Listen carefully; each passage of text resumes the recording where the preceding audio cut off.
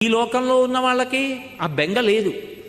అమ్మా అనొక్కసారి పిలిచి నమస్కారం చేస్తే చాలు, వెంటనే నేనున్నాను రా బిడ్డా అని అమ్మవారు కాపాడుతుంది. మీకు నేను ఒక మాట చెప్తే మీరు ఆశ్చర్యపోతారు. ఈ శ్లోకం ఎంత శక్తివంతమో తెలుసా? మీరు తప్పించుకోలేనంత పెద్ద ఉపద్రవం వెంట తరిమేస్తుంటే వెనకాతల ఏం చెయ్యాలో తెలియనప్పుడు ఈ శ్లోకం జరిగితే చాలా రక్షిస్తుంది అమ్మవారు. అంత శక్తివంతం. చండీ పరదేవత అనుగ్రహం అంటే అలా ఉంటుంది. అందుకే చండీ చరణవు అని చండీ పరదేవతని స్తోత్రం చేశారు శంకరాచార్యులు వారి ఈ శ్లోకంలో. అటువంటి అమ్మవారి పాదాలు పట్టుకుంటే సంస్కారవంతం చేస్తుంది మనస్సు.